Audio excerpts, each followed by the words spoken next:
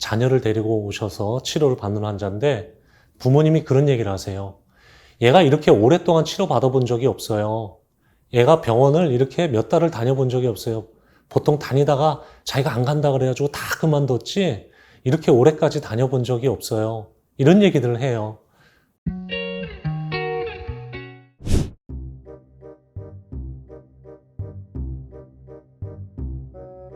아토피 치료를 시작하게 된 계기는 사실 제가 아토피 환자였기 때문에 그래요. 아직도 이제 제가 기억이 나요. 초등학교 때, 중학교 때인가 어머니 손에 이렇게 이끌려가지고 피부과를 갔었던 기억이 나요. 아토피라는 거는 이제 제가 어렸을 때 참 많이 경험을 했고, 또 그 당시에는 인터넷도 없고 아무것도 없었기 때문에 어떤 치료 방법이나 뭐 관리 방법이나 이런 게 나온 데가 없었어요. 그러다 보니까 어떻게 보면 제가 몇십 년을 제 스스로 이제 막 생활 중에서 겪은 거죠. 근데 이제 인터넷이 보급되고 온라인상에서 이제 그런 환자분들도 우리가 좀 많아지고 하다 보니까 내용들을 보다 보면 너무 엉뚱한 얘기들이 많아요. 치료나 관리나 이런 걸 보다 보면 저거 아닌데? 예를 들면 그런 거죠. 아토피 환자가 오늘도 아토피 환자가 오셨는데 로션이나 이렇게 보습을 하는 거를 절대 못하게 하셨다는 거예요. 근데 환자는 너무 심해져서 왔어요. 근데 피부도 너무 거칠고 그래서 왜 로션 같은 걸 안 바르셨어요? 했더니 로션을 절대 바르지 말라 그랬다는 거예요. 또 인터넷에 실제 그런 말들도 많이 있어요. 이런 것들 때문에 사실 저도 이제 치료를 하다 보면 이 환자분은 처음에 대응만 잘했으면은 이렇게까지 심해질 환자는 아니었는데 관리만 정확하게 제대로 된 방법대로 관리가 됐었으면 이렇게 몇 년, 몇십 년 가까이를 고통받지 않아도 되는 환자였는데 이런 생각들이 들기 시작했어요. 그래서 일단 내가 제일 잘하는 질환이기도 하고 또 오랜 기간 또 제가 그거에 대해서 고통도 겪어봤고 환자의 마음을 그래도 어느 정도 경험을 해봤고 또 반면에 또 이런 잘못된 이렇게 잘못 알고 있는 얘기라든지 치료라든지 관리에 대한 내용들만 잘 잡아주면 의외로 많이 좋아질 수 있겠다 싶은 생각에 사실은 시작하게 된 거죠.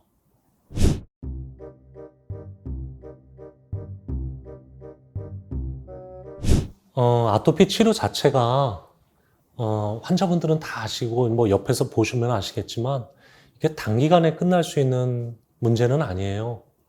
일단은 시간도 걸리고 제가 환자분들 중에서 치료가 잘 돼서 기쁜 환자도 있지만 가끔 그런 얘기를 들을 때 좀 이렇게 좀 뿌듯할 때가 있어요. 어떤 건가 하면 이제 부모님이 다 큰 자녀, 대학생이든 뭐 고등학생이든 자녀를 데리고 오셔서 치료를 받는 환자인데 부모님이 그런 얘기를 하세요.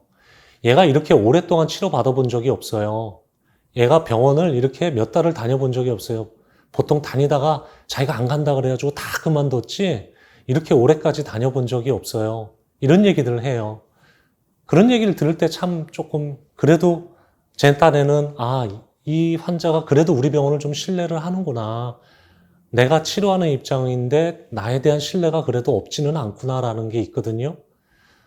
이런 것처럼 어떤 질병에 대해서 어떤 치료하기 어려운 질병을 잘 치료해주는 의사도 되게 중요하지만 사실 이 환자, 이 여정, 치료의 여정을 같이 갈 수 있는 의사가 되게 중요한 것 같아요. 특히 이렇게 난치병이고 치료 경과가 길 때는 같이 가줘야 되거든요. 근데 그렇게 되기 위해서는 사실 환자의 마음이 열려야 돼요. 그리고 저도 그 마음을 알아야 되고 환자도 제가 얼마만큼 치료를 위해서 애를 쓰고 있다든지 해주고 치료를 하기 위해서 노력한다라는 그 진심을 좀 알아줘야 환자랑 오래 갈 수 있거든요.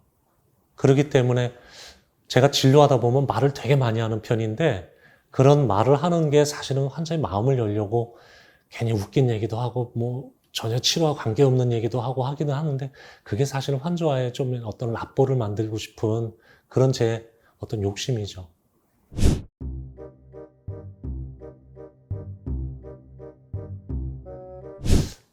아토피나 알러지 같은 경우에는 사실 눈에 보이는 증상을 아는 것도 중요하지만 이 환자가 어떤 생활을 하고 어떤 환경 가운데서 뭐 근무를 한다든지 집의 환경은 어떻다든지 뭐 심지어는 가족 관계가 어떻다든지 부모님과의 사이가 어떻다든지 이런 것들을 좀 알아야 돼요. 왜냐하면 이게 아토피나 알러지는 변수가 참 많아요.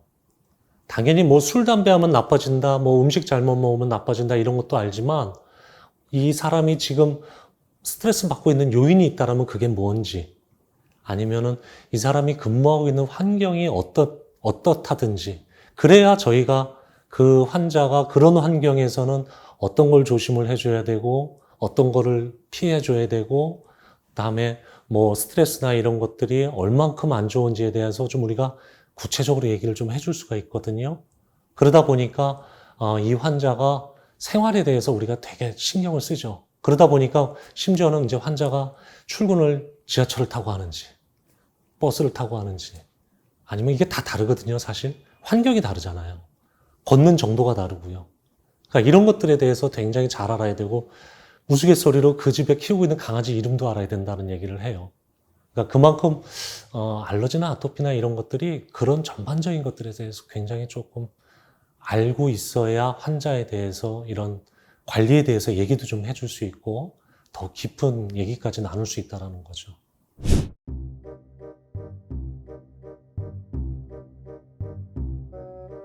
아토피가 오래된 분들은요, 자기가 이제 무의식 중에서 하는 행동을 본인이 인지 못하는 경우가 많아요. 저도 그런 경험이 있는데, 제가 뭐 예를 들어서 예전에 학생 때나 이렇게 공부를 할 때 꼭 손이 나도 모르게 긁고 있다든지, 어디에 손을 대고 있다든지, 아니면 자꾸만 뭐 이렇게 어떤 상황이 되면 자꾸만 눈을 비빈다든지, 아니면 어떤 특정 행동을 할 때가 있는데 본인은 그걸 몰라요. 근데 제가 만약에 그 사람의 생활을 엿볼 수 있다라면은 이렇게 보면 금방 그걸 캐치할 수 있는데 그럴 수가 없잖아요. 내가 그분의 생활을 볼 수가 없잖아요. 그러면 그 환자분하고 자꾸만 그 얘기를 해서 이 환자분이 어떤 나쁜 습관을 가지고 있는지를 좀 알아야 돼요. 치료는 이게 아토피나 알러지 같은 경우에는요, 좋은 약을 주고 좋은 치료를 통해서 좋아지는 것도 있지만 절대 그것만 가지고는 좋아지지 않아요. 분명히 관리가 따라가줘야 되거든요. 근데 그런 관리에 있어서는 나쁜 습관을 없애는 것도 굉장히 중요한 관리예요. 그렇기 때문에 환자분하고 얘기할 때 아주 사소한 습관, 공부할 때, 예를 들면 공부할 때 의자에 앉아서 공부해요? 바닥에 앉아서 공부해요? 왜냐면 그거에 따라 아토피가 가려울 때 자기가 손대는 부위가 달라지거든요. 그리고 닿는 면적이 달라지기 때문에 뭐 반복적으로 나타나는 부위가 있다라면 그걸 빨리 캐치를 해주고 바꿔줘야지 그게 좋아져요. 그래서 환자분하고 이제 그런 일상생활관에 있어서도 사소한 습관 같은 것도 좀 알고 싶은 거죠. 오늘 영상을 통해 설명드린 것들이 시청자분들에게 도움이 되셨으면 좋겠습니다.